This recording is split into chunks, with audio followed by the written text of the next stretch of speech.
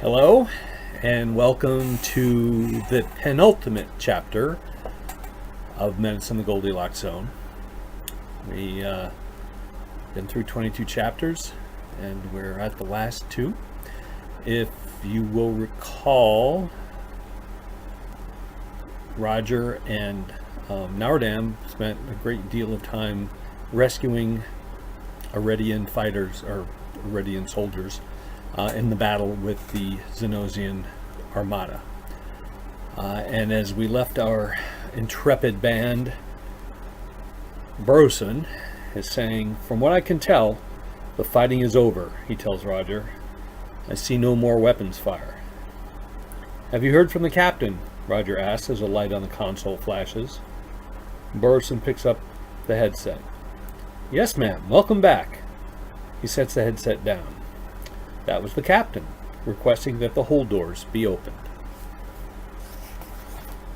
So chapter 23, Twin Mysteries. Wing Commander Basque stands with Roger as they watch the dead and wounded being carried from the Rotvine to the cruiser. "There is a saying among our people," he tells Roger, "that it is less perilous to face 100 bloodthirsty enemies than one father defending his family." "I don't think the Xenosians have heard that saying," Roger speculates. "No," Basque agrees, "but they know it now." Basque abruptly stands upright and gives the cross-thorax salute, crest raised. Roger turns to see Wing Commander Brood bringing up the rear of the column of wounded. Brood returns Basque's salute. "Nice of you to join us, Wing Commander," he greets her wryly. "I wish we could have been here sooner," Basque replies. "Thank you for leaving us something to do." "I wish it were even less, I assure you." "No doubt. Admiral Gape has asked me to tell you to report to the medicos before debriefing with her." "Understood. How fares the base?" "Only 2 raiders got through and inflicted minor damage. There are no casualties that I'm aware of." "Good. That's something to be grateful for." Brood offers another salute before departing. "Admiral, Wing Commander." "Speaking of gratitude," Roger says, "we have an injured comrade. I know your medicos are busy with your own people, but do you think they can take a look at him in a spare moment? We would be very grateful." "Of course," Basque responds. "It is indeed the very least we can do. I will send a team to fetch..." "Larderson," Roger says. "Crew person Larderson." Basque blinks once in acknowledgement.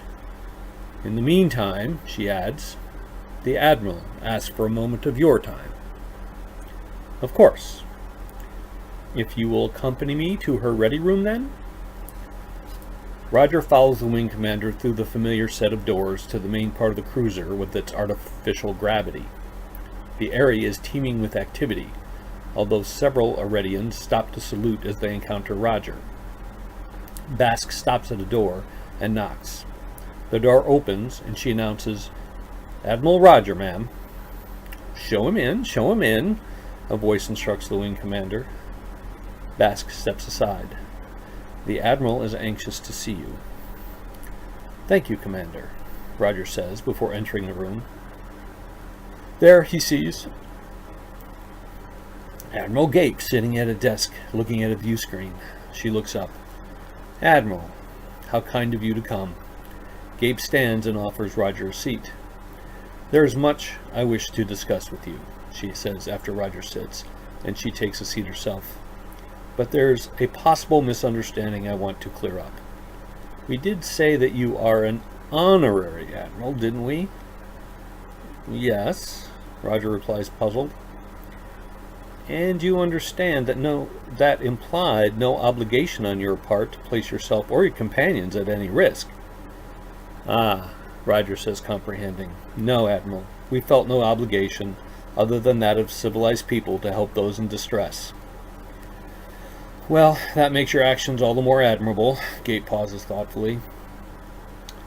"I have to tell you, as bad as this was, It would have been far, far worse without your intervention. I, especially, am greatly in your debt. We are happy to be of assistance, but surely you overstate the matter, Roger protests. No, Admiral, I assure you I do not. Because of your timely warning, we were able to escape the most dire consequences of my stupidity. Stupidity? Surely you could not have known the Xenosians would mount such an attack.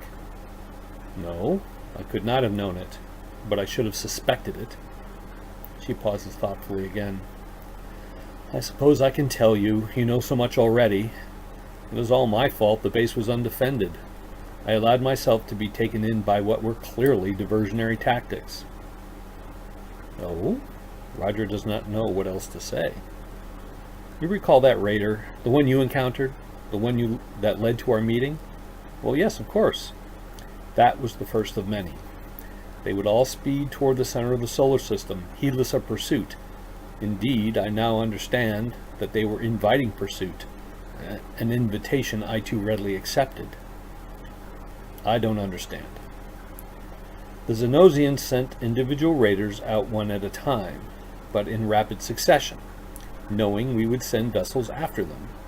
Fighter by fighter, I stripped off the base defenses until it was left defenseless. I see, Roger says finally. Then they launched their assault. Yes. If it were not for your warning, the base would be destroyed and hundreds of lives lost. We lost too many as it was. Another knock sounds on the door. Wing Commander Brood reporting as ordered, ma'am. Gape returns the commander's salute. Come in, Brood. I take it you know Admiral Roger. Yes, ma'am. It was the Admiral who rescued us. You and many others. No, please stay, Basque says as Roger rises to leave. Surely you wish to speak in confidence, Roger protests.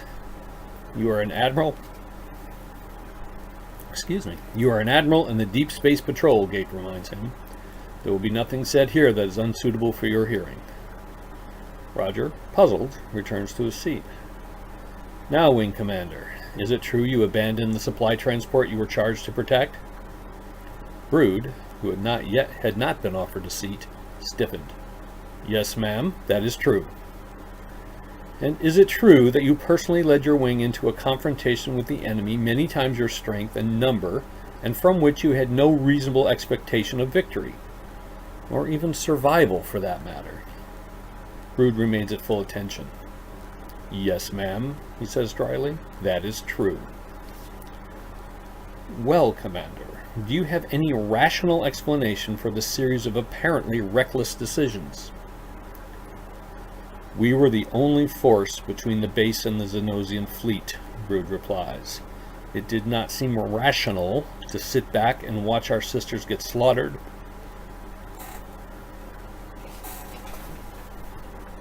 When we might at least slow the enemy advance and give a larger force more time to arrive. At the very least, he added, looking Gape in the eye, we felt that every raider destroyed would be one less to kill our sisters. On the base. Brood is getting very emotional at this point. We felt it rational to assume our deaths might spare many others.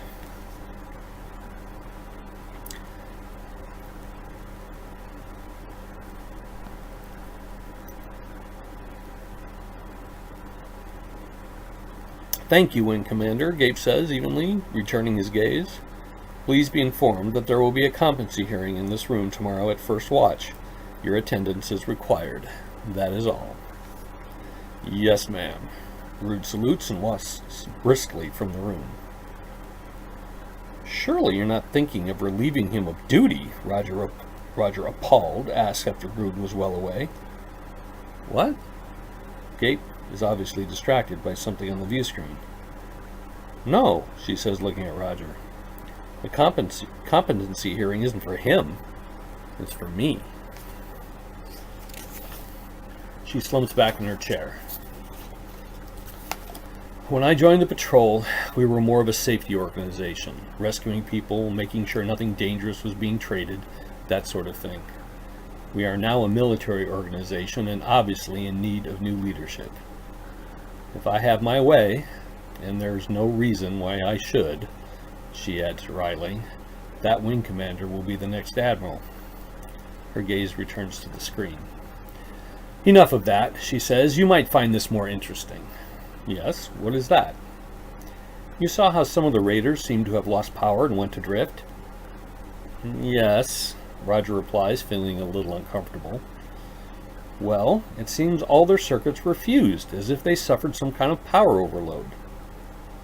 That's interesting, Roger replies insincerely. But that's not the interesting part, Bast counters. Those vessels had no crews. What? No, Gape assures him. No crews, no life support. They don't even have hatches. We had to cut through the hulls to get inside. Are they all like that? Gape consults the screen. So far, we haven't inspected them all. That's strange. Strange? It's amazing. Only 100 years ago, the Xenosians were thought to be pre-industrial, a collection of warring tribes. The Raiders first appeared 50 years ago. Only 50 years to advance from a pre-industrial tribal society to interplanetary spaceflight. And now they're capable of producing automated, apparently autonomous weapons platforms. We can't even do that. That's actually disturbing, Roger observes, sobered. Yes, Gape agrees, equally sobered. Yet another reason for new leadership. Roger takes his leave of the Admiral, but not without first getting directions to the sickbay. He walks along the corridor, acknowledging the frequent salutes from the crew he encounters. He finds the wide entrance to the sickbay with relief and gets the attention of one of the medicos. Excuse me, he says. Was there an injured Mayor Urban brought in? Why, yes, Admiral, the medico replies. A Larderson. Yes, that's him, Roger affirms. How is he? Doing well. Would you like to see him? Yes, please. Roger follows the medico into a back corridor and into a small room where he sees Larderson, awake on a bed, and Gatherdam sitting beside him in a chair. How are you feeling, my friend? Like a strike chewed me up and spit me out, Larderson admits, but I'm grateful to be alive. He's got a severe concussion and some cracked bones, the medico reports to Roger, but with some rest he should make a full recovery. Well, that's good news, thank you. Roger turns to Gatherdam. How are you holding up? Oh, much better now that he's awake, sir. I must say, it was a bit frightening, those Aredians coming for him, hissing, Larderson, Larderson. Everyone's been very kind and gentle, though. Good. Roger turns back to the medico. When can he return to our vessel? Well, we'd prefer to keep him overnight, the Aredian replies, but if he promises to rest, he can go back now. Roger turns to the Mayor Urbans. The medico says he can go back to the Rotvine, but only if he rests. I'll make sure he does, sir, Gatherdam says, looking at Larderson sternly. All right, then. Roger turns back to the Aredian. We'll make sure he does rest. Would you please arrange for him to be carried back? Yes, sir, of course, sir. Someone will be along to carry you back, Roger informs Larderson. I'll see you on the Rotvine. Roger follows the medico out of the room. Thank you, medico. Nest, sir. We met on your last visit. Oh, of course, Roger says apologetically. Please forgive me, medico Nest, and thank you for caring for my friend. All thanks are to you, Admiral. There would be many more casualties if it were not for you and your friends.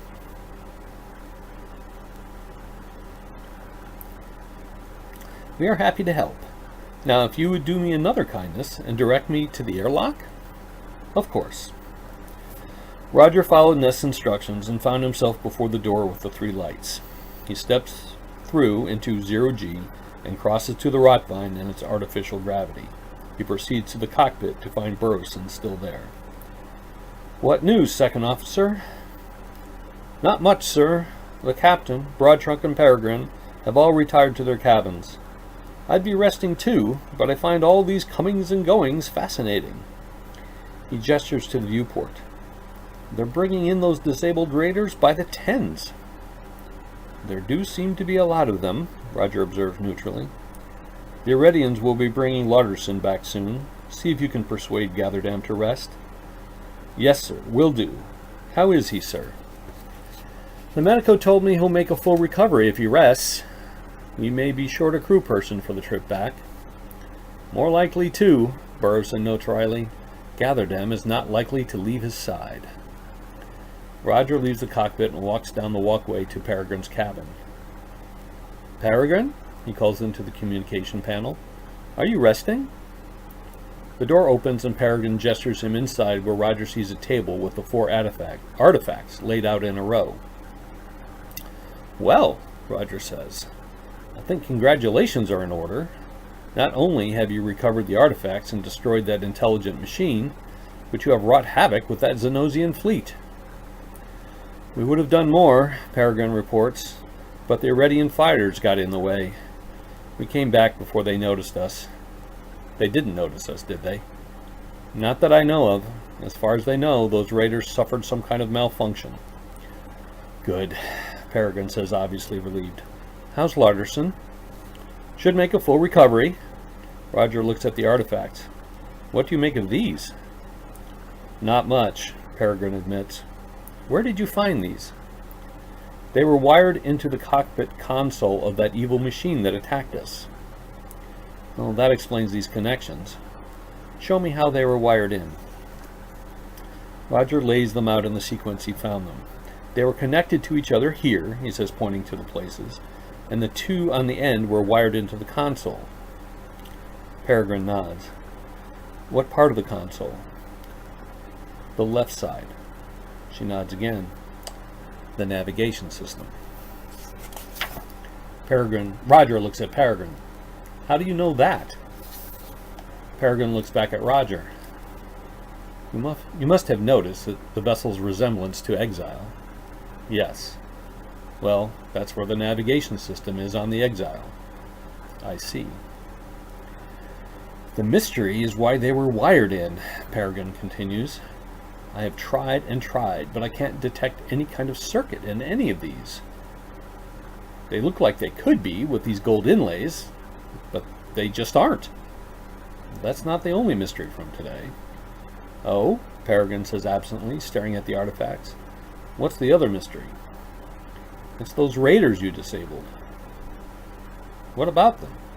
We know why they're disabled, even if their Redians don't. That's not the mystery. The mystery is how they could operate without any crews. What? Peregrine looks at him startled. No crews? No crews, no life support. Gape, Admiral Gape, told me they had to cut through the hulls because they had no hatches. She said they were automated weapons platforms. Peregrine makes that gesture with her shoulders. So where's the mystery? Apparently, the Xenosians shouldn't be capable of making something like that. They were a tribal pre-industrial society only 100 years ago. She said the raiders appeared 50 years ago, and now there's these automated drones. How could the Xenosians advance so rapidly without outside help? Peregrine stared absently at the artifacts. So they got outside. She looks at Roger, pale and stricken. Oh no. She jumps to her feet and consults her tablet with uncharacteristic urgency. No, it can't be. She changes the screens in her tablet and consults a chart. The last alignment of Kryptos and Xenos was... No! Roger's goggles indicate a loud shrieking. Peregrine slams her tablet down and begins picking up random objects in the room and throwing them against the cabin wall, all the while shrieking in a language the goggles report as not in the database. Roger gathers up the artifacts before Peregrine can smash them to bits. She throws herself on her bed, still shrieking, clutching at her hair and pulling it out in clumps. She kicks and writhes, shrieking all the while. Roger rushes to the communication panel. Forged him, Broad Trunk, anyone, come to Peregrine's cabin quickly. She's having some kind of seizure. Well, that is the end of chapter 23. Something is really wrong. Well, next time is the last chapter. We'll find out just what Peregrine is all upset about. Thank you for listening and watching. These are available on YouTube on the Thomas C. Goss channel. So please feel free to explore other ones if this is the first one you're seeing. You should know that the book itself, Menace in the Goldilocks Zone, is available in Kindle and paperback from Amazon.com/author/Tom Goss, all one word. Thanks again for listening and watching. We'll see you next time.